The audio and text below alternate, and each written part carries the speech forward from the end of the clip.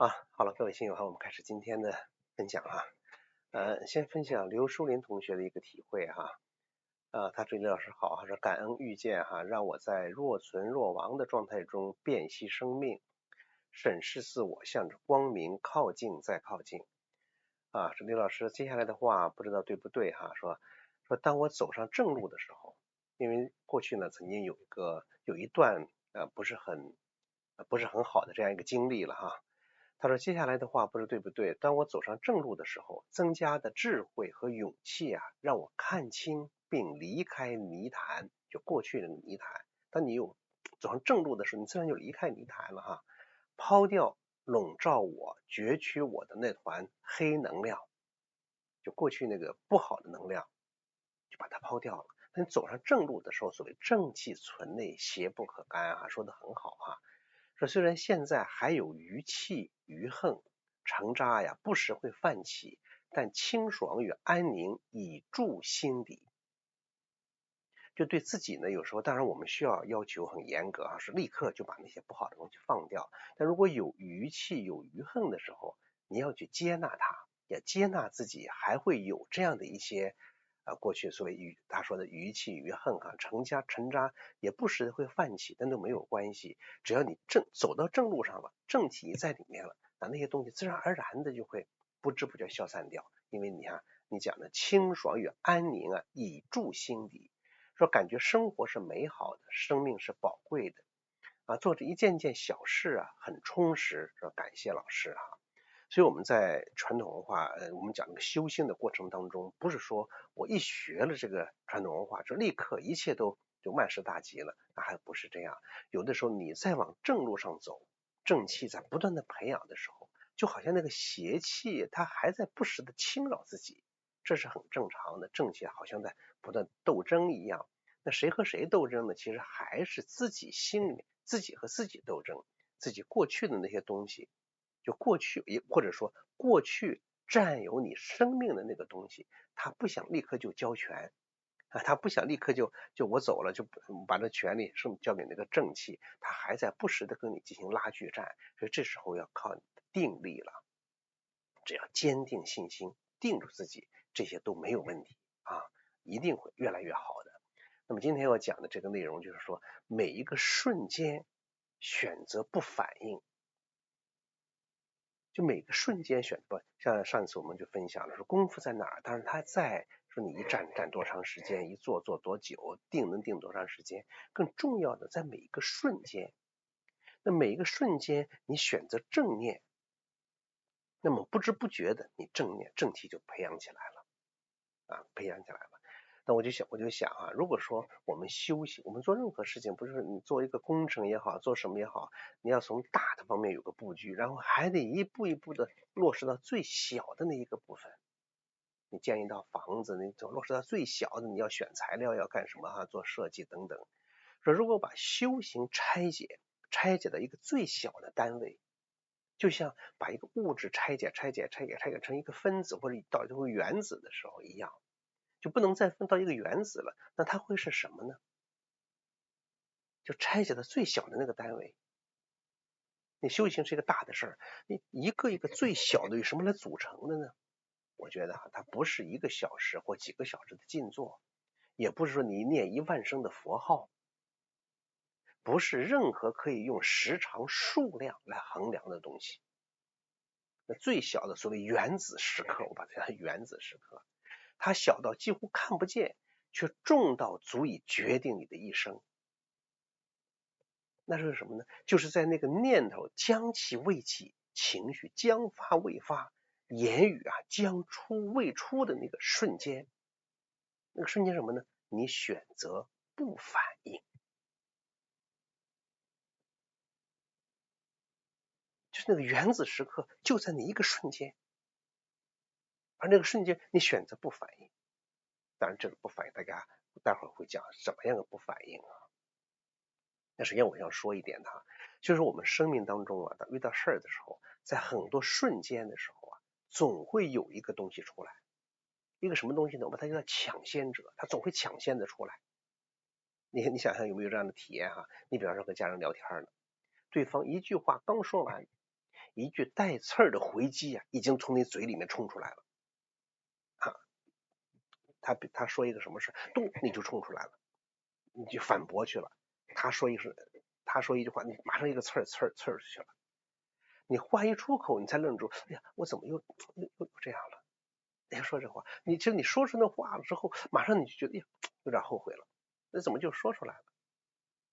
就好像在那一刻呀，你感觉身体里面有另外一个你，或者是另外一个存在，另外一个存在。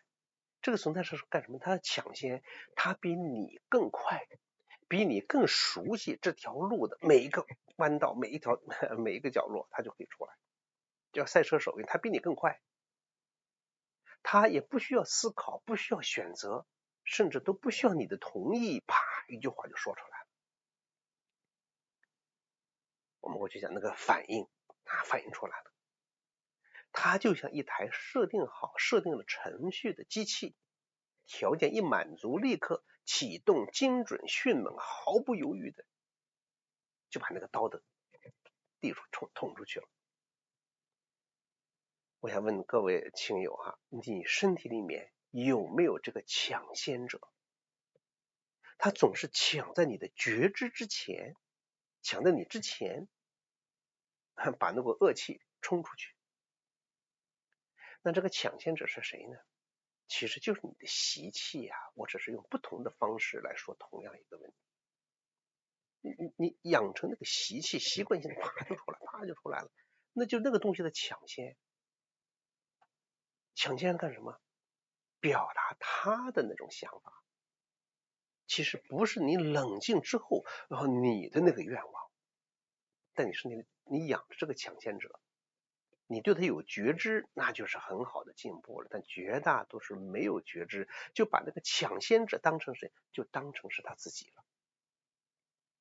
但他不是天生的你，而是你过去无数次重复、强化或者固化那个自动化的反应程序，它寄生在你身体里面，占据着你的神经系统，就像一条被千万次踏出的老路，你不需要看路，脚自己就会走了。大家看，平常你那个自动化的反应，家里在吵架干什么？你还需要准备吗？那个话不需要，啪就出来了。因为你千万次重复它，那个路已经很熟了，你就认为这就是我。而真正那个你呢，那个明觉的，能够觉知、能够选择、有良知的自己，就在他抢先出去的那一刻，已经被结结实实的盖在下面了，按住了。大家觉得是不是这样？到事后才后悔，哎呀，当时怎么说那个话，当时怎么着。事后那个抢先者得意心满意足的时候，他不在那折腾了，你反思过半夜了，这个抢先者也休息了，你在那觉醒了。大家想是不是这样？说这就是反应啊，不是你在说话，是你的习气在替你说话。大家注意，我们很多时候那个说话不是你在说话，是那个习气在替你说话。有的时候生活中说言不由衷说生在江湖人在江湖身不由己，也会是这样说那个话的，你觉得我不应该这样说，可是还为了场合我还得这样说，有时候也会是这样。那个时候往往就是自己我要去这样说，但平常生活中那个习气啪出来的时候你是自己没有反应的。那就刚才讲了，说在那些时刻，那个关键的时刻，叫原子时刻，就其中的一个说修行的原子时刻，就拆分的最小的这个时刻，你要不反应。但是呢，大家注意我说这个不反应它不是冷漠，是让良知的反应有机会发生。这个不反应就是不对那个习气反应。所以我要澄清这样一个误解就不反应不是当孩子摔倒了你不去伸手扶，当朋友哭你也不去安慰，是吧？说该出手的时候你冷漠旁观，不是那种不反应。就那种不反应是麻木，是枯木，是死灰，那不好，是冷漠。真正的不反应呢，我这儿讲的不反应是对习气的反应说不，那个习气要反应，不让那个习气去反应。就当那个抢先者要跳出来，正要反驳，正要辩解，正要反击，正要证明说我没错，正要捍卫那个小小的那个我，当然也可以说那个大大的我，你轻轻对他说，暂停，停住。我说清楚意思没有啊？这个暂停，这个不反应，是不是为了让你变成个木头人一样啊？我什么都不反应了，我就有功夫了？不是这样，而是为了给良知留出空间。就所谓这个不反应，是让习气不反应，把空间留给谁呀？留给良知，让良知去反应。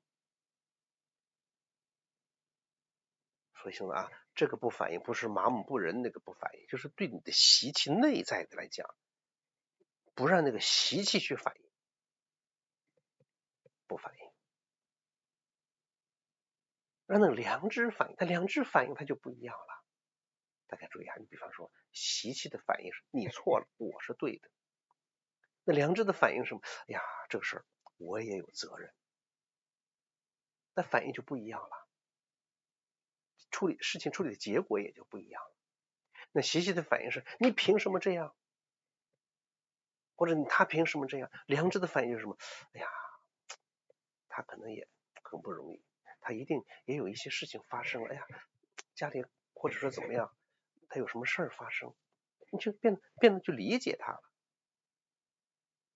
去宽容他了。那习气的反应是你这么说，我必须得反击他，我必须得跟他对着干。但良知的反应什么呢？就哎呀，我们沟通和交流是为了争吵吗？为了争个输赢吗？我们说话是为了沟通啊，家庭是为了和谐呀。像这个时候什么最重要？这一件事情发生了，是责备、批评，还是什么？还得想解决问题。大家想是不是这样？有的时候你反应来反应去，事情没有得到解决，而且反而更糟糕了，只是你不断的发泄出你的怒气。所以很多时候说话不是为了解决问题，而是为了什么？发泄自己心中的那些埋怨、怨恨、恼怒烦，是为了发泄，不是为了解决。大家想是不是这样啊？所以习气的反应是为了保护那个虚幻的我，我通过习气来表达我如何如何，但那个我是虚幻的，是假的。但良知的反应不是了，它是为了照见那个真实的我们，特别在家里面，我们是一个整体，良知要照亮这个整体，照见这个整体。习气就是为了我，它是自私的。大家想是不是这样？而良知我们是一个家，是个整体。而不反应呢，就是在这两条路分叉的瞬间，这个瞬间封住习气的那个启动键，不去把习气启动，而让良知有机会上来。我说清楚意思没有啊？是这样一种过程，这个不反应。就那个瞬间呀，很短，到底有多短呢？大家注意啊，那个瞬间短到什么程度啊？短的一般人意识不到它的存在。这个意识不到它的存在，不是一天意识不到它的存在，就一辈子都有很多人都没有意识到它的存在啊。习气跑得有多快？快到你误以为你那个就是你，就像看电视，那画面太快，大家注意啊，看电视的时候，那个画面怎么样？它是很快的，快到什么？你根本看不见每一帧之间的距离。你以为是连贯的动作，这就是现实。看电视上连贯就是现实，但是大家知道啊，你可不知道什么呢？那只是无数静止画面的快速播放。所有的电视画面都是这样的，是一帧一帧的，一个一个静止的画面，很快速的一播，快速播，看起来是一个连续的故事，连续的故事。大家注意哈，它每一帧都是有停顿的，可你看不见那个停顿，你就误以为每一个静止的画面，只要你快速的一播，就认为哟，这是事实，因为那一帧间隔太小了，看不见。我说兄弟们，你看不见那些一个一个静止，叫快速一播放。现在不是出那些书吗？那个书你只要打开，啪，那个书页很快的一翻，你看到里面很多画面连续起来了。其实是每一页画一点，每一页画一点，每一页画一点，连续一播放，看起来是一个动物还是一个人就出来了。快速播放，你对那个间隔没有觉知，你就认为这是一个完整的画面，是一个真实的画面。而不反应呢，就是要在那每一帧之间插进一个停顿。上次讲过这个话，就是每一个这个停顿，这个空间，你能觉知到它，这个空间，这个停顿，就是你的功夫的容身之所。有没有功夫，就看在这里面有没有你。不是说我在这待着，是我怎么样，就看在每一个那个瞬间里面，你能不能进去。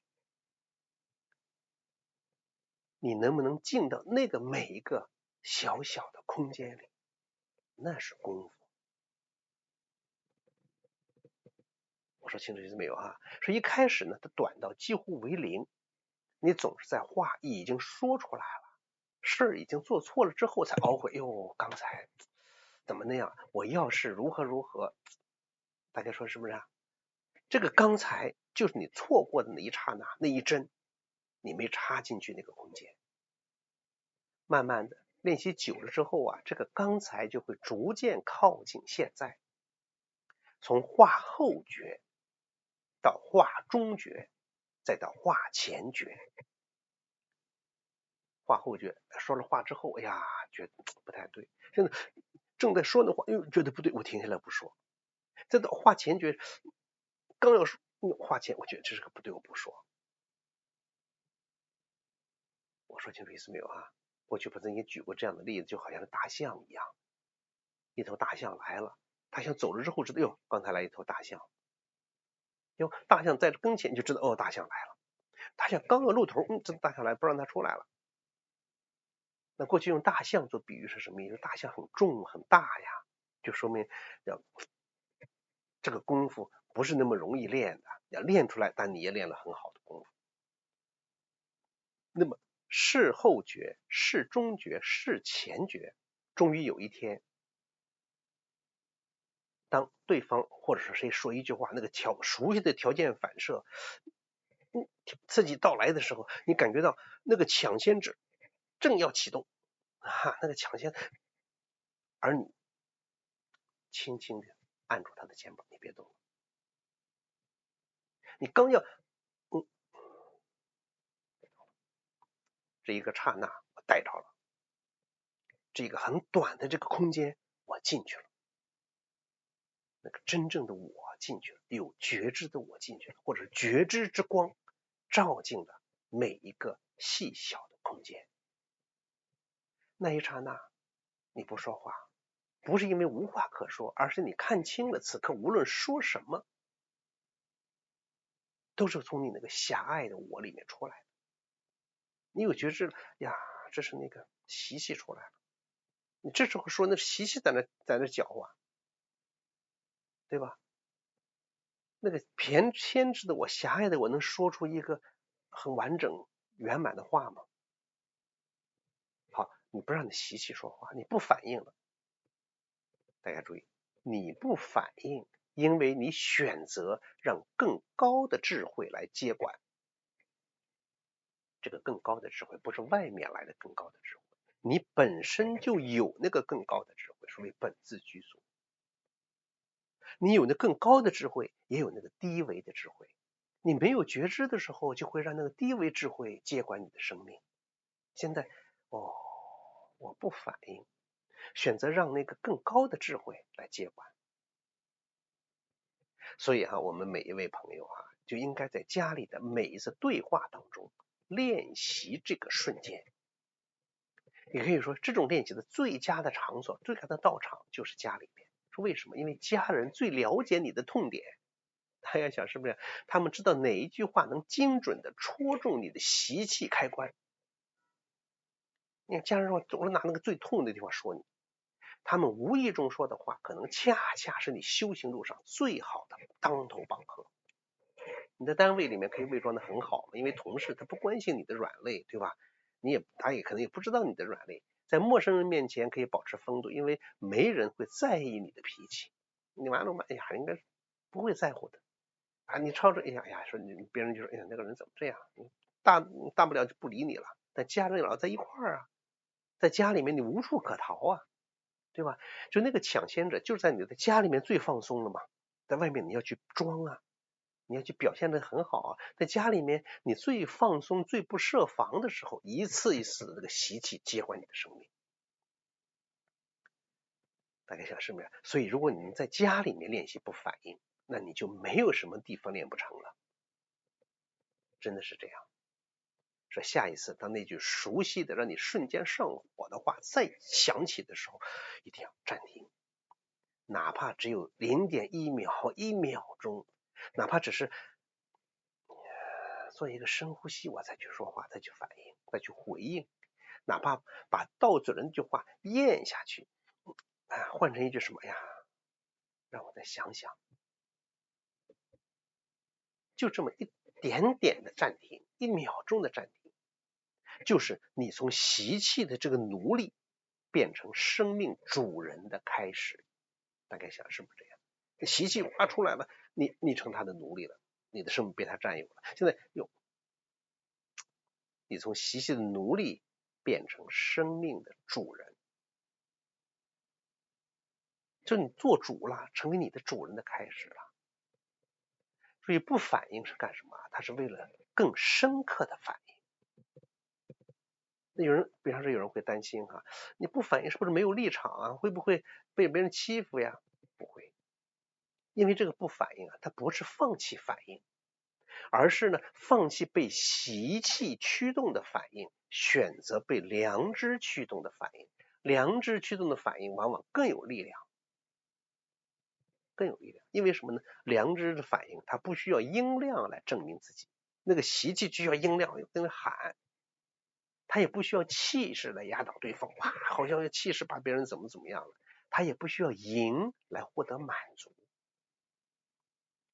他不需要这些，他只是平静的、清晰的、温暖的呈现他自己，而这样的呈现往往最能抵达人心，就是平静的，但又很清晰，又很温暖，只是在呈现他自己，只是一种真诚的表现。我相信可能大家也试过，你在一场即将爆发的争吵当中，如果有一个人突然安静下来，不是那种赌气的不理那种安静，不是那种安静，就是真的平静、安详的那种安静，令对方一下反而愣住了，不知该怎么继续了。因为什么？我出去的火没有回应了，就要一拳打到棉花上去了。这个就是不反应的力量，也可以说是安静的力量。安静了，那块是燥的，你用你这个安静把那个燥给化了。它不是退缩，而什么升维了，你的不同的维度了，那就不一样了。所以哈，在生活当中，如果说有一个瞬间我定住了不反应，再有一个瞬间又定住了不反应，大家注意，平常我们讲功夫了，说能定多久，对吧？能定多久不是修行的本质。那修行的核心是什么呢？你需要练习的每一个习气，想要抢先那个瞬间能定住，定住一个瞬间，你就在那个瞬间赢得了自由。定住下一个瞬间，你又赢了一次。大家想，如果定住无数个这样的瞬间，你就活成另一个人了。比方说，你这个瞬间没定住，一股邪气出来了；那个瞬间没定住，一股邪气出来了。无数个瞬间都是邪气，你是一个邪气满身的人。大概想是不是这样？那如果说有一定，哎呦，良知呈现正气出来，正气出来，你就是个正气充满的人，满身正气的人，大概想是不是这样？你就不再是习气的奴隶，而是良知的管道。你成良知的展现了，成一束光了，良知之光了。你不再是被动反应的机器，而是主动回应的生命。过去被动反应像一个机器一样，是没有温度的。现在，哎呀，主动回应的生命。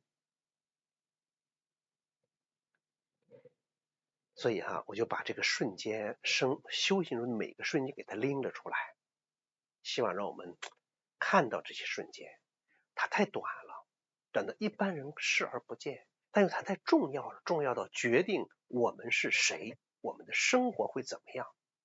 愿我们都能够以每一次物我交接的这个关口，认出那个抢先者的面目。注意当你能认出那个抢先者的面目，你也就能认出什么？你自己的本来面目。因为过去你就认为抢先者的面目就是你，现在你认出抢先者的面目，也就认出了你的本来面目。认出他的时候，摁住他的肩膀，给良知让出一条路。把它摁住，良知的出来。我这是这么比方良知出来，从一瞬间到无数个瞬间，从有意识到无意识，有意识注意，很自然，无意识也是这样的。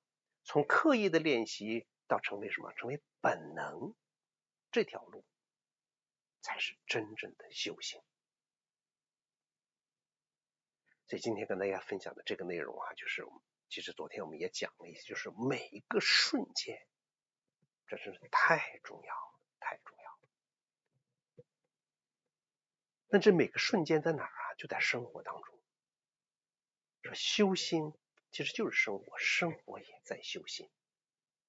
所以生活中有无数个时刻，无数个瞬间，它都是干什么？其实都是在帮助我修心，把每一个瞬间都有觉知，让每一个瞬间我的觉知之光都能照进去。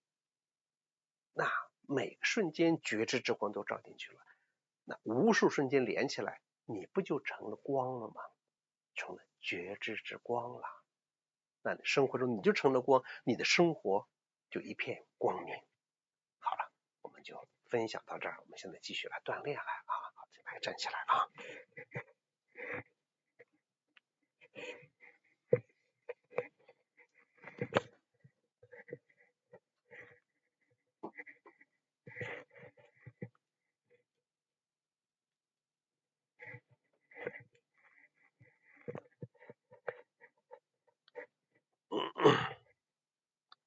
安静。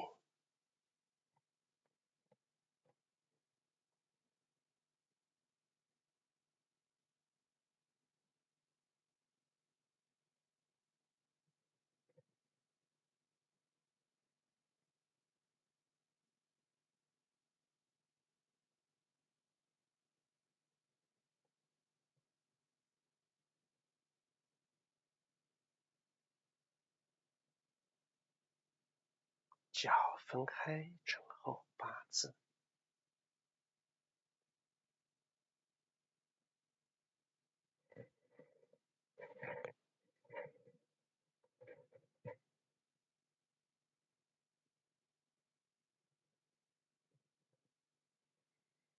安静。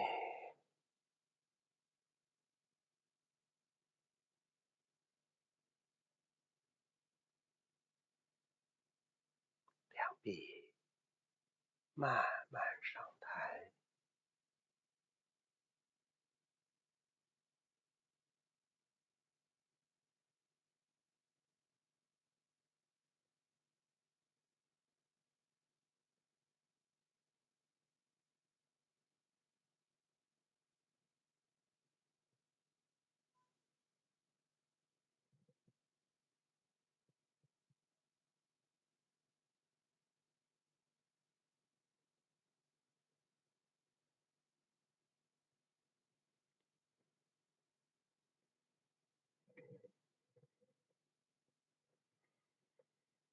身体微下蹲，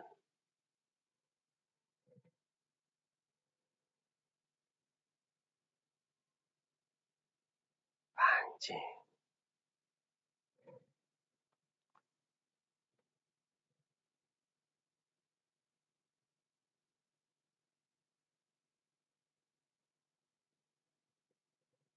站在这儿的时候，看起来是连续的1个小时或者多长时间，其实这里面也有无数个瞬间。当某一个念头起来的那一刹那，那个物我交接也是一瞬间。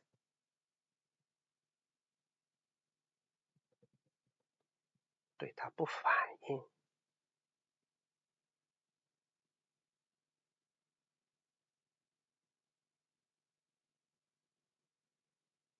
一觉知，那个念头就走了。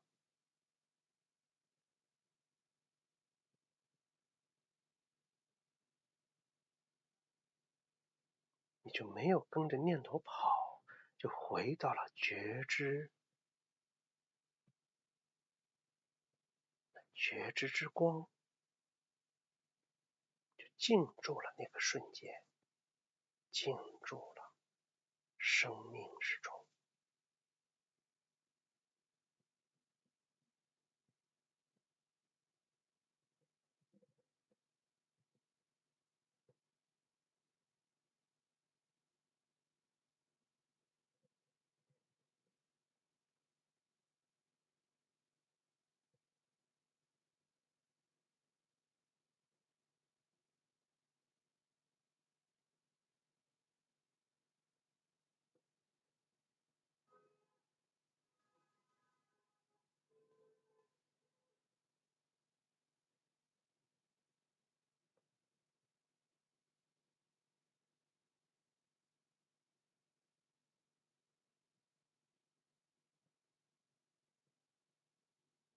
安静。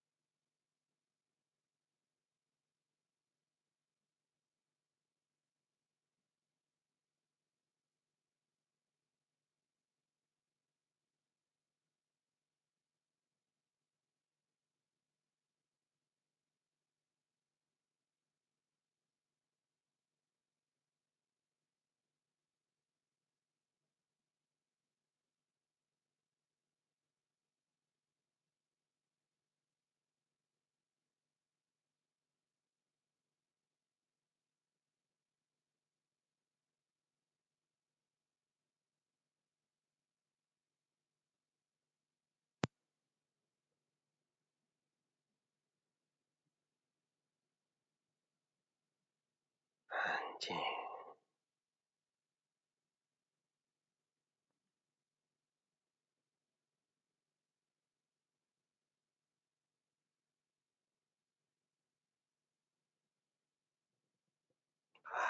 会上来，身体慢慢直起，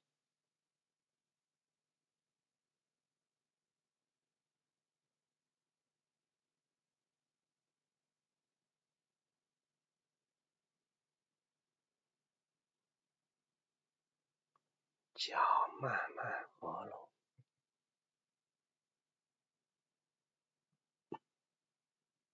手缓缓下落，重叠在肚脐上，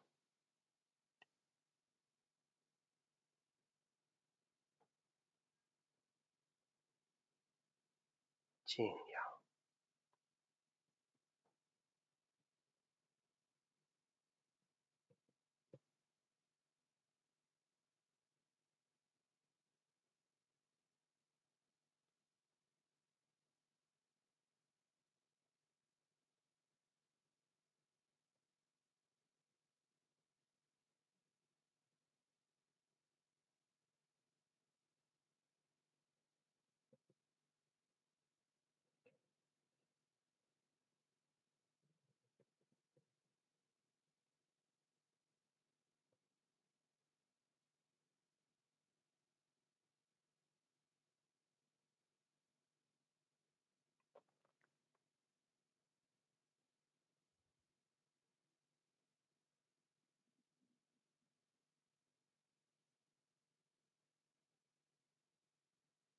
安静，静坐静养。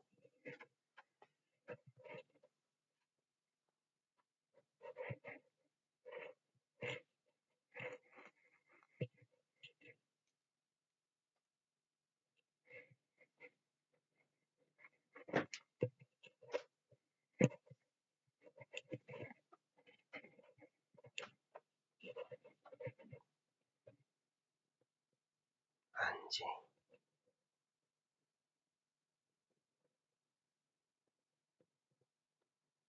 心息相依，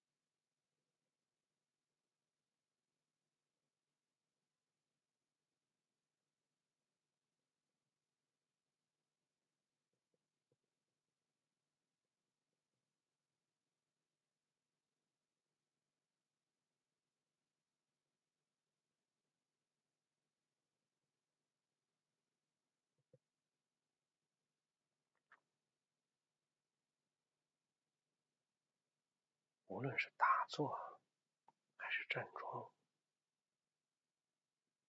无论多长时间，它都是由一个一个瞬间组成的。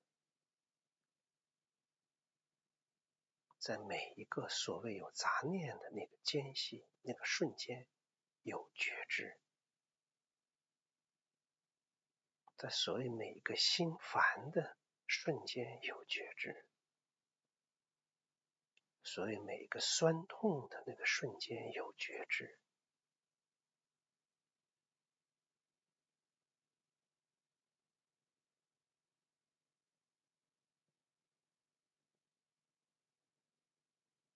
觉知之光就照亮了生命。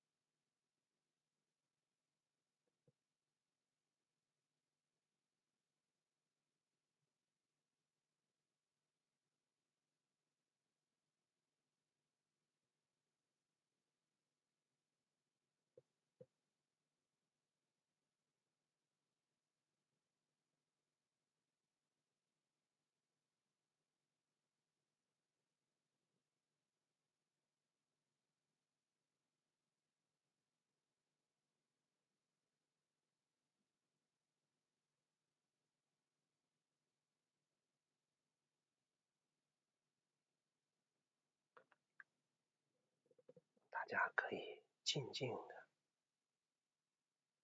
的坐一坐，养一养。